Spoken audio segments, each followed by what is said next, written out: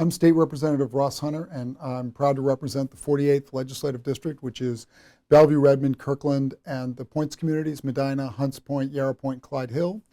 And I'm here today with some young people from the Mockingbird Society, a nonprofit group that works with youth graduating from the foster care system to try and improve the quality of care in our foster care. I just gave a speech to them. They're here on campus today to lobby for their priorities, and we're going to hear some stories from them and have them maybe talk a little bit about what their priorities are.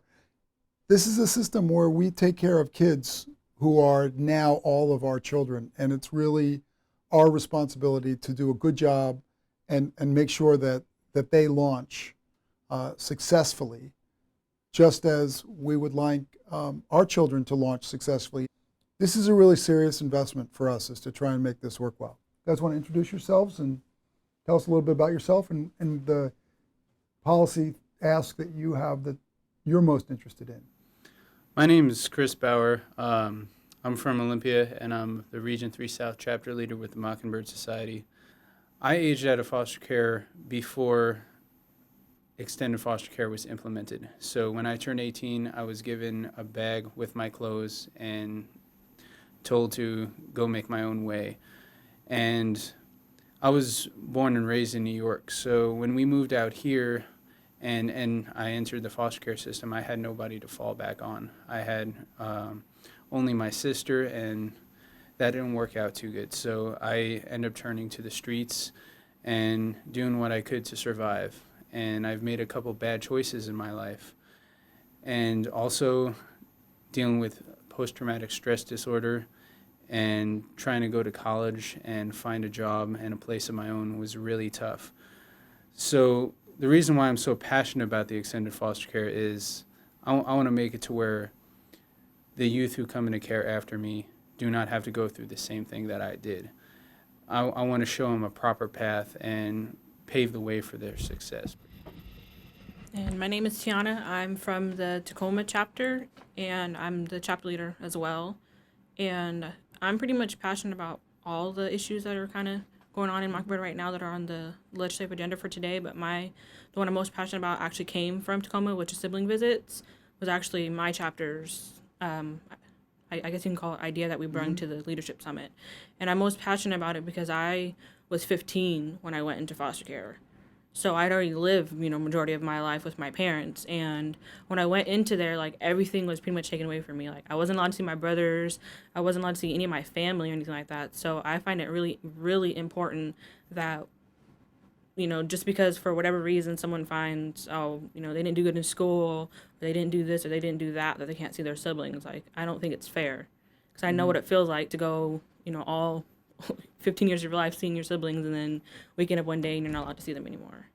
And it's really not a good feeling. And it's always been that's kind of how we came up with the issue, because we had a discussion in group and we just asked, we had a heart to heart, I call it, and we just had a deep discussion about what is bothering you, in the system. What is one of the main things? And that was one of the main issues, was that not being able to see their siblings, because you have a different connection with your siblings than you do with your parents.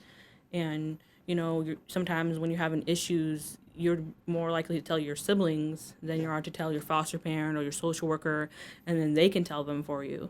If there's something bad going on, you're not going to want to talk to someone you don't know. You're going to want to talk to your sibling. And so that's really important for me, and it's one of the 4 or 5 bills that they're advocating for today. And Kimberly? Hi, I'm Kimberly. I've gotten lucky and I'm in kinship care, and I've only been in one placement, but the sealing of juvenile records is really important to me because my brother actually, he made some bad decisions at a young age, 15, and they stopped him from getting a job at the age of 20. So I just think that's kind of not fair, and I feel like they made the mistake and they paid for it, so I feel like they should be sealed and they should be able to move on with their life and have the future.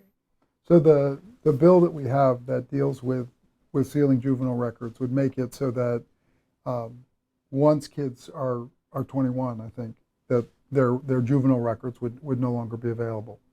Right? And the bill that we're looking at for sibling visits makes it really clear, and it's actually already current law, and we're just trying to make it even more clear that children in care can't be denied sibling visits for disciplinary reasons, for anything else, that this is sort of one of the core rights of our children is to see and be part of their family.